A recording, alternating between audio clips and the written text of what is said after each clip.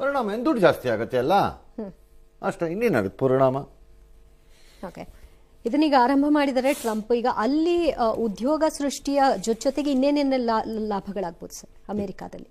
ಅಮೆರಿಕಕ್ಕೆ ಉದ್ಯೋಗ ಸೃಷ್ಟಿ ಆಗ್ಬಿಡಲ್ಲ ಹಂಗೆಲ್ಲ. ಹಾಂ ಸರ್. ಕಾರು ಮ್ಯಾನುಫ್ಯಾಕ್ಚರ್ ಆಗ್ತಾ ಇದೆ ಕೆನಡಾನಲ್ಲಿ ಅಂತಂದ್ರೆ ಅಥವಾ ಮೆಕ್ಸಿಕೋನಲ್ಲಿ, ಇವ್ರು ಸುಂಕ ಹಾಕಿದ ತಕ್ಷಣ ಕಾರಿನ ಫ್ಯಾಕ್ಟ್ರಿ ತಗೊಂಡೋಗಿ ಬೆಳಗ್ಗೆ ಸ್ಟಾರ್ಟ್ ಮಾಡಕ್ಕೆ ಅದೇನು ರಸಮ್ಮ ಸಾಂಬಾರ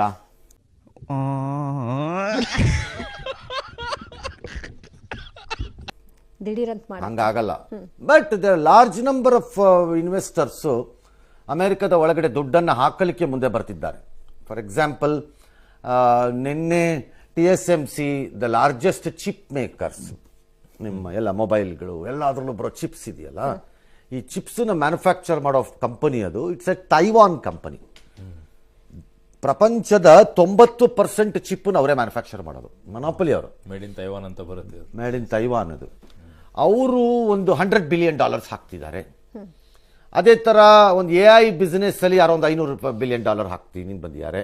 ಹೀಗೆಲ್ಲ ಬರ್ತಿದ್ದಾರೆ. ಬಟ್ ಅದಕ್ಕೆಲ್ಲ ಟೈಮ್ ತಗೊಳತ್ತೆ. ನಾಳೆ ಬೆಳಗ್ಗೆ ಟಪಕ್ ಅಂತ ಅಮೆರಿಕಾಲಿ ಜಾಬ್ ಎಲ್ಲ ಎದ್ದು ಬಿಡ್ತು, ಹಂಗೆಲ್ಲ ಹೇಳಕ್ಕಾಗಲ್ಲ. ಬಟ್ ಪ್ರಪಂಚದ ಮೇಲೆ ಬೀಳುವಂತ ಪರಿಣಾಮಗಳು ಬಹಳ ಜನಕ್ಕೆ ಈ ಟ್ಯಾರಿಫ್ ಅರ್ಥನೇ ಆಗಲ್ಲ. ನಿಮ್ಗೆ ಅರ್ಥ ಆಗಿದೆಯಾ? ಫಸ್ಟ್ ಆಫ್ ಆಲ್ ಅದು ಟ್ಯಾರಿಫ್ ಅಂತಿರಲ್ಲ ಎಲ್ಲರೂ. ಏನು, ವಾಟ್ ಈಸ್ ಟ್ಯಾರಿಫ್? ತೆರಿಗೆ, ಸರಕಿನ ಮೇಲೆ ಏನು ಹೆಂಗೆ ಆಯ್ತು? 25% ಕೊಟ್ಟರೆ ಆಯ್ತಲ್ಲ, ಏನು ಪ್ರಾಬ್ಲಮ್ ಇಲ್ಲ ಹಂಗಾರೆ. ಟ್ಯಾರಿಫ್ ಅಂದ್ರೆ ಹಂಗಲ್ಲ.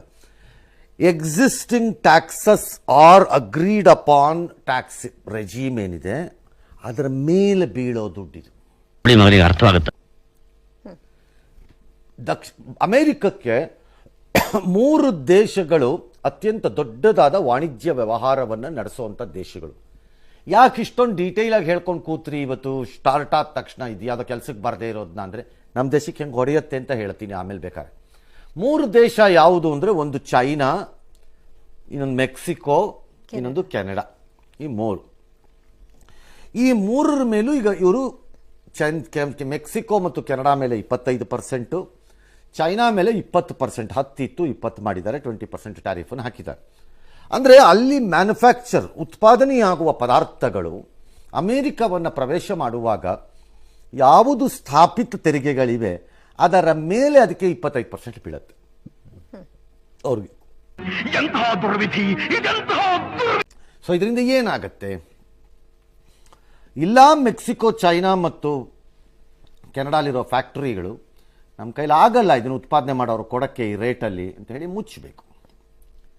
ಇಲ್ಲ, ಆ ದುಡ್ಡು ಏನಿದೆ $125. ಫಾರ್ ಎಕ್ಸಾಂಪಲ್, ಒಂದು ಟಾಯ್, ಒಂದು ಆಟದ ಸಾಮಾನು ತಗೊಳ್ಳೋಣ, ಅದಕ್ಕೆ $10 ಇದೆ ಎಲ್ಲ ತೆರಿಗೆಗಳು ಸೇರಿ ಅಂತ ಇಟ್ಕೊಳ್ಳಿ ಇವತ್ತಿನ ಅಮೆರಿಕದಲ್ಲಿ.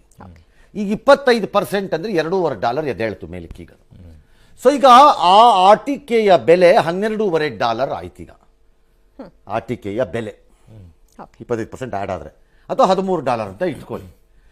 $13ಗೆ ಅಮೆರಿಕದ ಪ್ರಜೆ $3 ಎಕ್ಸ್ಟ್ರಾ ಕೊಟ್ಟು ತಗೋಬೇಕೀಗ. ಈಗ ಅವ್ರಿಗೆ ಹೊರೆ ಆಯ್ತಲ್ಲ ಸರ್? ಆಗಬಹುದು. Congratulation brother. ಇದು ಮೊದಲೇ ಇನ್ಫ್ಲೇಷನ್, ಹಣದುಬ್ಬರದ ವಿಚಾರದಲ್ಲಿ ಅಮೆರಿಕದ ಪರಿಸ್ಥಿತಿ ಚೆನ್ನಾಗಿಲ್ಲ. ಅಮೆರಿಕ ಮೇಲ್ನೋಡಕ್ಕೆ ಬಹಳ ದೊಡ್ಡ ದೇಶ ಅಂತ ತನ್ನನ್ನು ತಾನು ಕರ್ಕೋಬೋದು. ಆರ್ಥಿಕವಾಗಿ ತೀವ್ರ ದುಸ್ಥಿತಿಯಲ್ಲಿರುವ ದೇಶಗಳಲ್ಲಿ ಅದೇ ನಂಬರ್ 1. ಇದು ಆಕ್ಚುಲಿ ಚೆನ್ನಾಗಿ ಅರೌಂಡ್ $36 ಟ್ರಿಲಿಯನ್ ಅಷ್ಟು ಸಾಲ ಇಟ್ಕೊಂಡು ಕೂತಿರೋರು ಅವರು. ಅವ್ರಿಗೆ ಡಾಲರ್ ಪ್ರಿಂಟ್ ಮಾಡೋಕ್ಕೆ ಅನುಮತಿ ಇದೆ ಅಂದ್ಬಿಟ್ಟು ಪ್ರಿಂಟ್ ಹೊಡ್ಕೊಂಡು ಕೂತಿದ್ದಾರೆ ಅಷ್ಟೇ. ಸಿಗಾಕೋತಾರೆ ಒಂದಿನ, ಎಲ್ಲೂ ಹೋಗಲ್ಲ ಇವರು. ಒಂದಿನ ಏಟ್ ತಿಂತಾರೆ ಸರಿಯಾಗಿ. ಈ MTV ಸಿಟಿ ಯುಗದಲ್ಲಿ ಖುಷಿಯಾಗಿರುತ್ತೆ.